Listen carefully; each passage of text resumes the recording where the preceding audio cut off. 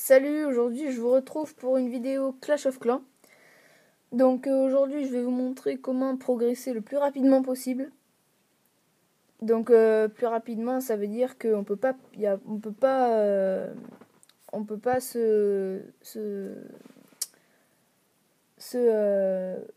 s'améliorer plus rapidement. Donc déjà pour progresser très rapidement, il faut avoir le plus possible de cabanes d'ouvriers. Donc pour ça déjà, sans acheter de gemmes, sans acheter aucun gemme, sans dépenser aucun argent, on peut en avoir 3. Grâce à celui-là, c'est le goût de la victoire. Voilà, le goût de la victoire. Il faut avoir 1250 trophées. Et quand on a 1250 trophées, on reçoit 450 gemmes. Et vu que la troisième cabane coûte 500 gemmes, 450 gemmes, on a 450 gemmes et après il suffit d'en avoir 50 de plus et on a la troisième cabane, donc ça c'est pas très dur à faire.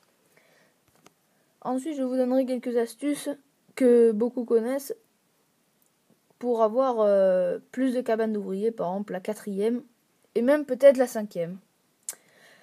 Donc déjà pour progresser rapidement il faut être assez souvent sur le jeu, il faut faire pas mal de batailles pour essayer d'avoir tout le temps ses réserves d'or au maximum ou être quand même assez riche. Ensuite, donc venir quelquefois sur le jeu, au moins une fois par jour par exemple, et venir quand ces améliorations sont finies. Et il faut jamais laisser un ouvrier dormir. Dormir, je veux dire, ne pas travailler quoi. Et parce que on perd du temps pour l'extension de son village. Donc plus les ouvriers travaillent, plus le village va s'agrandir rapidement. Donc voilà. Donc par exemple, là, moi j'ai mes 4 ouvriers qui sont en train de construire. Et pour avoir un village qui s'étend le plus rapidement possible, il faut jamais avoir plus de 1 sur 4, on va dire. Après, quand vous partez en vacances, vous pouvez pas faire autrement, mais il faut essayer quand même de laisser aucun ouvrier dormir. Donc, pour progresser rapidement aussi, il faut surtout améliorer ses défenses. Ses défenses, c'est très important. Avoir une bonne technique d'attaque, c'est très bien, mais avoir de mauvaises défenses, ça c'est pas bien parce que vous pouvez perdre aussi vachement de trophées et perdre aussi des ressources. Ce que beaucoup ne savent pas, c'est qu'il ne faut pas améliorer son hôtel de ville niveau 10 et avoir des remparts niveau 1 et 2, des tours de sorcier niveau 2, des tours d'archer niveau 4 et des mortiers par exemple niveau 3. Ça sert à rien du tout. Parce que c'est en fonction de votre hôtel de ville qu'est calculé le nombre de ressources qui est disponible.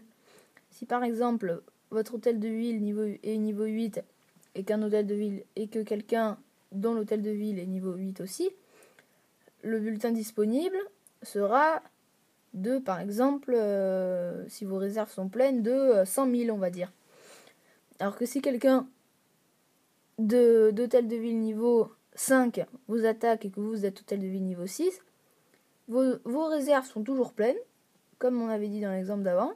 Ben, le bulletin disponible passe de 100 000 à 350 000, 400 000 par exemple. Parce que votre hôtel de ville est plus parce que l'hôtel de ville de votre attaquant est plus faible.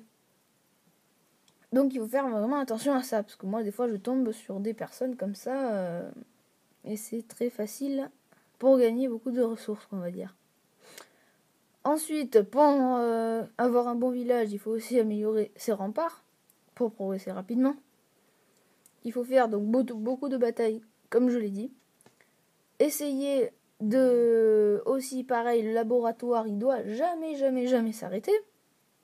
Comme ça, vos troupes sont toujours en train d'augmenter.